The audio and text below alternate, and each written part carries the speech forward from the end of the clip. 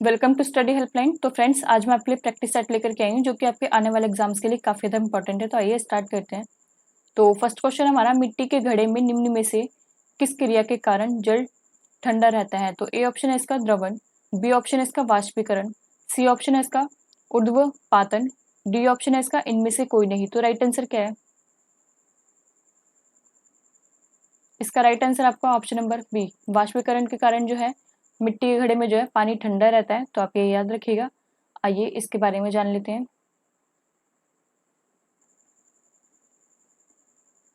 घड़े की सतह पर वाष्प उत्सर्जन की क्रिया चलती रहती है जिससे उसकी दीवारें ठंडी रहती है और इसी के चलते मटके का पानी जो है ठंडा रहता है। तो आप ये याद रखिएगा। आइए नेक्स्ट क्वेश्चन पे चलते हैं। तो सेकंड क्वेश्चन हमारा, भारतीय दलहन अनुसंधान संस्थान स्थापित है? तो ए ऑप्शन है इसका लखनऊ, बी ऑप्शन है इसका जोधपुर, सी ऑप्शन है इसका कानपुर, डी ऑप्शन है इसका नई दिल्ली। तो राइट आंसर क्या है? इसका राइट आंसर आपका ऑप्शन नंबर सी, कानपुर में स्थित है ये आपका भारतीय दलहन अनुसंधान। तो आप ये याद रखिएगा। आइए इसके बारे में जान लेते हैं। इसके स्थापित कब हुआ था आपका अनुसंधान? 1983 में हुआ था। इसका मुख्यालय कहाँ है आपका? कानपुर में। तो आप ये याद रखिएगा। नेक्स्ट क्वेश्चन पे चलते हैं। थर्ड क्वेश्चन हमारा यह है, देश पर्यावरण के सुधार व संरक्षण के लिए तथा देश वनों व वन्य जीवन की रक्षा के लिए प्रतिबंध होगा। तो ए ऑप्शन है इसका अनुच्छेद 42 में, बी ऑप्शन है इसका अनुच्छेद 48 ए में, सी ऑप्शन है इसका अनुच्छेद 51 में, डी ऑप्शन है इसका अनुच्छेद 52 में। तो राइट आंसर क्या है?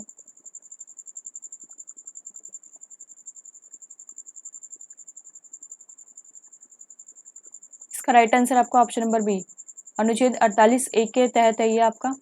यह देश के सुधार के लिए व संरक्षण के लिए जो है देश वनों व वन्य जीवन की जो है रक्षा करी जाएगी और इसके लिए जो है आप इसका अगर कोई मतलब नुकसान पहुंचाता है तो इसके लिए जो है प्रतिबंध होगा अनुच्छेद 48 ए में। तो आप ये याद रखिएगा। आइए इसके बारे में और जान लेते हैं। संविधान के भाग 4 के अंतर्गत वर्णित है, राज्य के नीति निर्देशक तत्व के अनुच्छेद 48 ए में कहा गया है कि यह देश पर्यावरण के सुधार व संरक्षण के लिए प्रतिबद्ध है। मतलब कि जो देश का जो भी पर्यावरण है आपका, उसके लिए जो सुधार करना होगा उसके लिए जो है वो हमेशा प्रतिबद्ध रहेगा। तो आप ये याद रखिएगा। नेक्स्ट क्वेश्चन पे चलते हैं। तो फोर्थ क्वेश्चन हमारा, प्रसिद्ध सोशल नेटवर्किंग साइट ट्विटर का मुख्यालय कहाँ है? तो ए ऑप्शन है इसका न्यूयॉर्क, बी ऑप्शन है इसका ऑस्ट्रेलिया, सी ऑप्शन है इसका कैलिफोर्निया, डी ऑप्शन है इसका इनमें से कोई नहीं। तो राइट आंसर क्या है?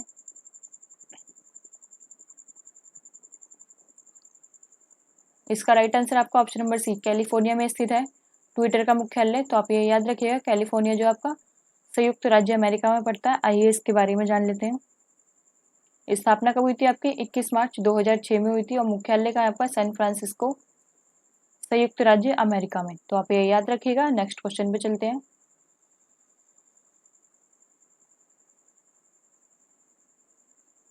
तो फिफ्थ क्वेश्चन हमारा, डीजल इंजन की खोज निम्न में से किसने की थी? तो ए ऑप्शन इसका मैक्स डीजल, बी ऑप्शन इसका रूडोल्फ डीजल, सी ऑप्शन इसका ए और बी दोनों, डी ऑप्शन इसका इनमें से कोई नहीं। तो राइट आंसर क्या है? इसका राइट आंसर आपका option number B, Rudolf Diesel ने की थी डीजल इंजन की खोज। तो आप ये याद रखिएगा। नेक्स्ट क्वेश्चन पे चलते हैं। तो सिक्स क्वेश्चन हमारा, द्रोणाचार्य पुरस्कार निम्न में से किसको दिया जाता है? तो ए ऑप्शन है इसका खेल प्रशिक्षकों को, बी ऑप्शन है इसका खिलाड़ियों को, सी ऑप्शन है इसका ए और बी दोनों को, डी ऑप्शन है इसका इनमें से कोई नहीं। तो राइट आंसर क्या है?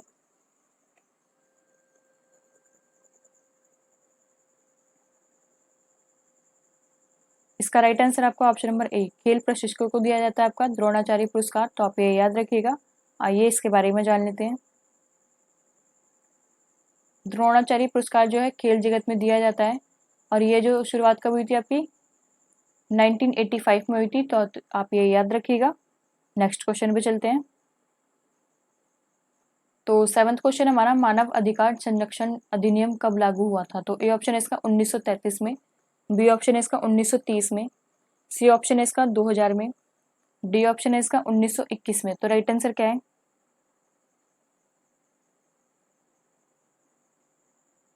इसका राइट आंसर आपको ऑप्शन नंबर ए 1933 में हुआ था ये आपका मानव अधिकार संरक्षण लागू। तो आप ये याद रखिएगा। आइए इसके बारे में जान लेते हैं। मानव अधिकार संरक्षण अधिनियम जो है वो 1993 की जो है धारा 2 के अनुसार जो है मानव अधिकारों का जो ये अर्थ है। मानव अधिकार संरक्षण जो है इसका जो अर्थ क्या है आपका, मानव अधिकारों का अर्थ। तो आप ये याद रखिएगा। नेक्स्ट क्वेश्चन पे चलते हैं। 8 क्वेश्चन हमारा, अंतर्राष्ट्रीय महिला दिवस कब मनाया जाता है? तो ए ऑप्शन है इसका 8 मार्च, बी ऑप्शन है इसका 12 मार्च, सी ऑप्शन है इसका 15 मार्च, डी ऑप्शन है इसका 5 मार्च। तो राइट आंसर क्या है? इसका राइट आंसर आपका ऑप्शन नंबर ए 8 मार्च को मनाया जाता है आपका अंतर्राष्ट्रीय महिला दिवस। तो आप ये याद रखिएगा। नेक्स्ट क्वेश्चन पे चलते हैं।